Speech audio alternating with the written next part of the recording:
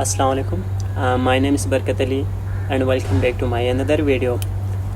इंशाल्लाह आज हम डिस्कस करेंगे कि what is the 5 pillars of psychology, यानी साइकोलॉजी के 5 पिलर्स कौन कौन से हैं। तो नंबर 1 पे आते हैं बायोलॉजिकल साइकोलॉजी, नंबर 2 पे आते हैं कॉग्निटिव साइकोलॉजी, नंबर 3 पे आते हैं डेवलपमेंटल साइकोलॉजी, नंबर 4 पे आते हैं सोशल एंड पर्सनैलिटी साइकोलॉजी और नंबर 5 पे आते हैं mental and physical health.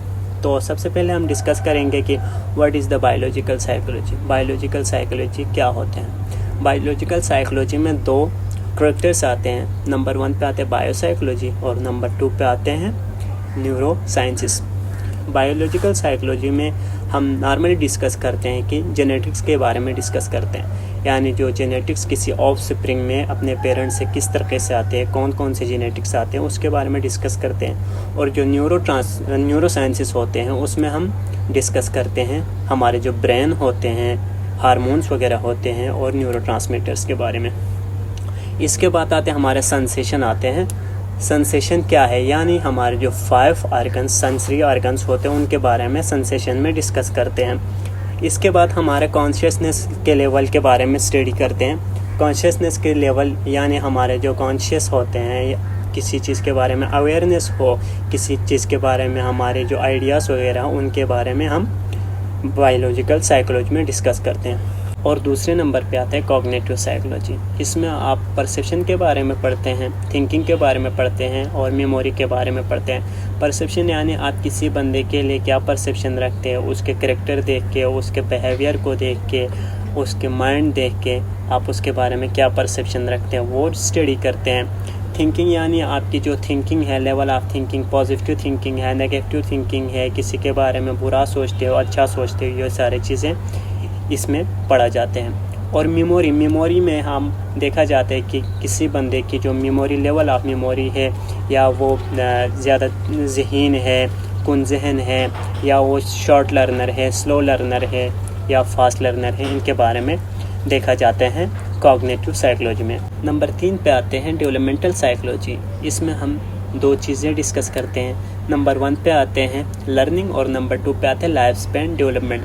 Learning में हम क्या सीखते हैं, यानी लर्निंग बाय बर्थ से लेके जितने एज आपका आते जाते उसमें देखा जाता है कि ये बंदा किस हिसाब से किसी चीज़ से लर्न कर रहे हैं, किसी चीज़ से कुछ सीख रहा है, अपने माहौल से क्या सीख रहा है, अपने दोस्तों से क्या सीख रहे हैं, ये सारी चीज़ें लर्निंग में डिस्कस करते हैं। और जो लाइफ स्पैन डेवलपमेंट है, यानी उसके जो फिज़िकल ग्रोथ, मेंटल ग्रोथ किस हिसाब से हो रहे हैं, ये हम लाइफ स्पैन डेवलपमेंट में देखा जाते हैं। और लर्निंग और लाइफ स्पैन डेवलपमेंट दोनों किस चीज़ में पढ़ा जाते हैं, डेवलपमेंटल साइकोलॉजी में पढ़ा जाते हैं। और नंबर 4 पे आते हैं social and personality. Social and personality क्या होते हैं। सोशल यानी बंदे के जो सोसाइटी वगैरह होते हैं, रूल ऑफ सोसाइटी होते हैं, नॉर्म्स वगैरह होते हैं, इन सब को हम डिस्कस करते हैं सोशल में।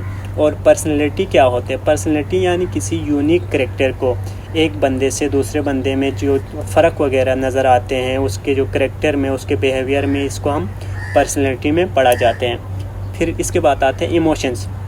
इमोशंस क्या होते हैं। इमोशंस यानी जज्बात क्या होते हैं। जज्बात में हम इमोशंस में हम देखे जाते हैं कि बहुत से टाइप ऑफ इमोशंस होते हैं, जैसे कि होते हैं हैप्पीनेस, होते हैं सैडनेस, होते हैं जॉय वगैरह। अब इसके बाद जो सबसे इम्पोर्टेंट चीज़ आते हैं वो है मोटिवेशन।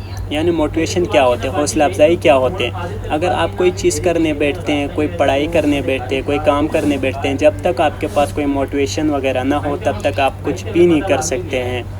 मोटिवेशन का होना एक लाजमी चीज़ है, यानी हौसला अफजाई, किसी भी काम में हौसला अफजाई बहुत ही अहमियत के हामिल होते हैं। ये सारी चीज़ें हम पढ़ते हैं सोशल एंड पर्सनैलिटी साइकोलॉजी में। अब इसके बाद यानी सबसे लास्ट में 5वें नंबर पे आते हैं हमारा mental and physical health. Mental and physical health में हम पढ़े जाते हैं एबनॉर्मलिटीज़ के बारे में पढ़े जाते हैं, थेरेपीज़ के बारे में पढ़े जाते हैं, इसके बाद स्ट्रेस के बारे में पढ़े जाते हैं, लाइफस्टाइल एंड हेल्थ के बारे में पढ़े जाते हैं। एबनॉर्मलिटीज़ में हम पढ़ते हैं कि आपके अंदर क्या क्या डिसऑर्डर्स वगैरह हैं।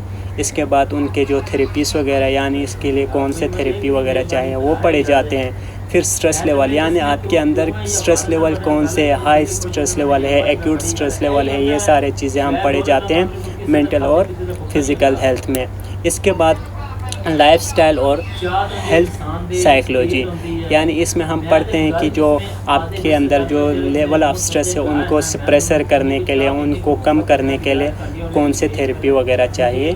ये सारी चीज़ें हम पढ़ते हैं मेंटल और फिज़िकल हेल्थ में। तो उम्मीद करता हूँ कि आज की इस वीडियो में आप लोगों को 5 पिलर्स ऑफ साइकोलॉजी के बारे में समझ आए होंगे।